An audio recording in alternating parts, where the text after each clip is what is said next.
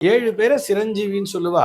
அது யார் அந்த 7 பேர் அப்படின்னு சொல்லி பார்த்தோம்னா, அஸ்வத்தாமோ பலிர்வியாசோ ஹனுமாம்ச விபீஷணகா கிருப பரசுராமாஷ சப்தைத்தே சிரஜீவினகான்னு சொல்லுவா. ராமனே மறைந்து போனாலும் அந்த நாமத்தை மட்டுமே தாங்கி நிற்கக்கூடிய ராம ராம ராம ராமா என்று சதா சர்வகாலமும் ஜபித்து கொண்டே இருக்கக்கூடிய ஆஞ்சநேய சுவாமி சிரஞ்சீவியாக இன்றளவும் வாழ்ந்து கொண்டிருக்கிறார்னு சொன்னா அந்த ராமநாமத்தினுடைய மகத்துவம் அத்தனை அப்படிங்கிறதுக்காக பதிய வைக்கிறோம். இன்னைக்கு நம்ம என்ன பார்க்க போறோம் சொல்லி பார்த்தோம்னா, ஆஞ்சநேயரை சிரஞ்சீவி என்று ஏன் அழைக்கிறோம் அப்படிங்கிற ஒரு கேள்விக்கான விடையைத்தான் பார்க்க போகிறோம்.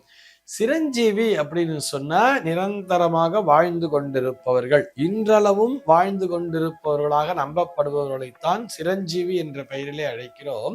சப்த சிரஞ்சீவிகள்னு சொல்லுவா. 7 பேரை சிரஞ்சீவின்னு சொல்லுவா.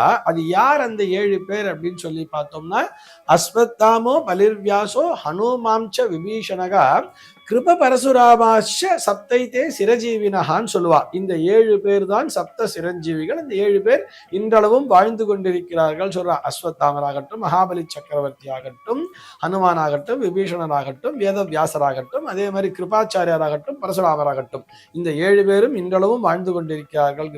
மார்க்கண்டேய மகரிஷி இந்த லிஸ்ட்ல வரல. ஆனா அவர்கள் என்றும் 16ஆக மார்க்கண்டேயரும் வாழ்ந்து கொண்டிருக்கிறார்கள். அது ஒரு பக்கமாக இருக்கட்டும். ஆனா இந்த 7 பேரை தான் சிரஞ்சீவின்னு சொல்றார்.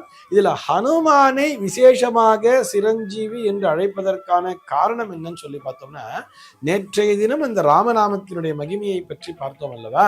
அந்த ராமநாமத்தினுடைய அந்த மகிமையினுடைய கண்டினியூவேஷனா கூட இதையும் பார்க்கலாம். அதாவது ராமபிரான் அவர் சரையு நதிக்கரையிலே இறங்கி தன்னுடைய அந்த அவதார காலத்திலேயே முடித்துக் கொள்கிறாராம். அவதார காலங்கிறது முடிஞ்சிருச்சு, அந்த யுகமே முடிய போறதுன்னு சொல்லிட்டு சரையு நதியில போய் இறங்கும் பொழுது அவரோடு சேர்ந்து அயோத்தி மக்கள் அனைவருமே இறங்க போனார்களாம். அப்பொழுது ஆஞ்சநேய சுவாமி மட்டும் கரையிலேயே நின்னாராம். இதை பார்த்த உடனேயே எல்லோருக்கும் ஒரு ஷாக்கு. ஏன்னா ராமபிரான் எங்கெல்லாம் இருக்கிறாரோ அங்கெல்லாம் ஆஞ்சநேயர் சுவாமி இருப்பார் தானே. ராமர் செல்லும் இடமெல்லாம் ஆஞ்சநேயரும் கூடவே இருப்பார். ஆனால் அந்த ராமரானவர் சரையு நதிக்கரையிலே இறங்கி, அந்த சரையு நதியிலே இறங்கி தன்னுடைய அந்த அவதார நோக்கத்தினை முடித்துக் கொள்ளப் போகிறார். அந்த அவதார காலத்திலேயே முடித்துக் கொள்ளப் போகிறார். அந்த நேரத்திலே அவருடைய உடன் பிறந்தோர்லாம் இறங்கும் பொழுது இவர் மட்டும் இறங்காம கரையிலேயே நிற்கிறாரேன்னு சொல்லிட்டு எல்லாருக்கும் ஒரே ஷாக்கு. இது என்னடா அப்படின்னு சொல்லி பார்க்கும்போது அனுமான் கண்களிலே நீர் சொரிய அப்படியே நின்றுட்டே இருக்காராம்.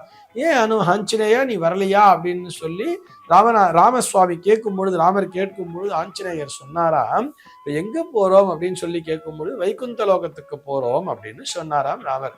அப்போ ஆஞ்சநேயர் சுவாமி கேட்டாராம், அங்கே உங்களுடைய திருநாமமானது ஒலிக்குமா அப்படின்னு சொல்லி கேட்டாராம். அதுக்கு ராமர் சிரிச்சுண்டே சொன்னாராம், நானே அங்கே சாட்சாத் அங்க நானே இருக்கும் பொழுது என்னுடைய நாமம் எப்படி ஒலிக்கும்? நான் தான் அங்க அப்படியே இருக்கனே, பெருமாளாக நானே அங்க வைகுந்தத்துல இருக்கேன் இல்லையா, இங்க எதுக்கு நாமம் ஒலிக்கணும்? அங்க நாமம் ஒலிக்காதுப்பான்னு சொன்னோடனே, இல்ல ராமநாமத்தை நான் ஜபித்துக் கொண்டே இருக்க வேண்டும், அந்த ராமநாமத்தினுடைய ஒலியானது என்னுடைய காதுகளிலே எதிரொலித்துக் கொண்டே இருக்க வேண்டும், அதனால நான் இங்கேயே இருந்துறனே, இங்க இருந்துட்டே ஃபுல்லா நான் ஜபம் பண்ணிட்டே இருக்கனே, அதுக்குத்தானே என்னுடைய இந்த பிறவியானது நிகழ்ந்திருக்கிறதுன்னு சொன்னாராம். ராமரும் நெகிழ்ந்து போய் அவருக்கு சிரஞ்சீவி பட்டத்தை கொடுத்து விட்டு சென்றார் அப்படிங்கிற மாதிரி சொல்லுவா. அதற்கு முன்னதாகவே சீதா பிராட்டியார் அவருக்கு அந்த சிரஞ்சீவி பட்டத்தினை கொடுத்திருப்பார். எப்போன்னு சொல்லி பார்க்கும்போது இந்த சுந்தரகாண்டம் அந்த பீரியட்ல தான் இவர் போய் சொல்றாரு இல்லையா, ராமபிரானுடைய தூதுவனாகவே நான் வந்திருக்கிறேன்னு சொல்லிட்டு அந்த அசோக வனத்திலே அந்த சோகத்திற்குள்ளாக அமர்ந்திருக்கக்கூடிய அந்த சீதா பிராட்டியாரிடம் சென்று ராமனினுடைய அடையாளமாக ஒரு அடையாள சின்னத்தை தந்து வணங்கி நிற்கும் பொழுது அந்த சீதா பிராட்டியார் அந்த கற்புக்கரசி மனம் நெகிழ்ந்து சொன்னாலாம், சிரஞ்சீவி பவா அப்படின்னு சொல்லிட்டு, நீ சிரஞ்சீவியாக இருப்பாய்ன்னு சொல்லிட்டு, அதிலேயே ஆஞ்சநேய சுவாமி சிரஞ்சீவி பட்டத்தினை பெற்றுக்கொண்டார் அப்படிங்கிற மாதிரி கதையானது சொல்லப்படுகிறது. எப்படி பார்த்தாலும் அந்த ராமநாமத்தினுடைய மகத்துவம் அத்தனை அப்படிங்கிறதுக்காக சொல்றோம். இது ஈஸியா புரியுற மாதிரி சொன்னா, அந்த பெயரை தாங்கிய அந்த ராமனே மோட்ச பிராப்திக்கு போயிட்டார், அவரே இறந்துட்டாருங்கிற மாதிரி தான் கதை முடிகிறது. சரை நதியில் இறங்கி அவருடைய தன்னுடைய அவதார நோக்கம் முடிஞ்சிருச்சுன்னு சொல்லி அவர் தன்னுடைய உயிரை துறக்கிறார். ராமனே மறைந்து போனாலும் அந்த நாமத்தை மட்டுமே தாங்கி நிற்கக்கூடிய ராம ராம ராம ராமா என்று சதா சர்வகாலமும் ஜபித்துக் கொண்டே இருக்கக்கூடிய ஆஞ்சநேய சுவாமி சிரஞ்சீவியாக இன்றளவும் வாழ்ந்து கொண்டிருக்கிறார்னு சொன்னா அந்த ராமநாமத்தினுடைய மகத்துவம் அத்தனை அப்படிங்கிறதுக்காக பதிய வைக்கிறோம். ஆக அந்த ராமநாமத்தினை தான் தொடர்ந்து ஜபித்து கொண்டே இருக்க வேண்டும். எனக்கு மோட்ச பிராப்தியை கூட எனக்கு தேவையில்லை, அந்த மோட்சத்தை விட எனக்கு உயர்ந்தது என்பது இந்த ராமநாமத்தினை ஜபித்து கொண்டே இருப்பதுதான். இந்த உலகம் உள்ள அளவிற்கும் என்னுடைய அந்த ராமநாம ஜபமானது தொடர்ந்து கொண்டே இருக்கும்.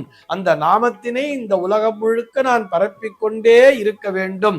என்னுடைய ஜபத்தின் மூலமாக அந்த ஜபம் நான் செய்ய செய்ய செய்ய செய்ய அந்த நாமத்தினுடைய ஒலியானது இந்த உலகம் முழுக்க அதிர்வலைகளாக பதிந்து கொண்டே இருக்க வேண்டும் என்ற நோக்கத்தோடு தான் அந்த ஹனுமார் அந்த சிரஞ்சீவி பட்டத்தினை பெற்றார் அப்படிங்கிற மாதிரி தான் பெரியவாள்லாம் சொல்லியிருக்கார்.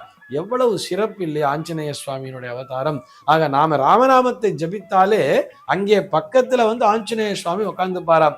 ஆஞ்சநேய சுவாமி பக்கத்துல உட்கார்ந்தாலே நமக்கு உடம்பிலே ஒரு பலம் என்பது கிடைத்து விடும் தானே. எந்த விதமான எதிர்ப்பையும் நாம் தவிடு பொடியாக்கி விட முடியும் தானே. சர்வே ஜனாஹ சுகினோ பவந்து.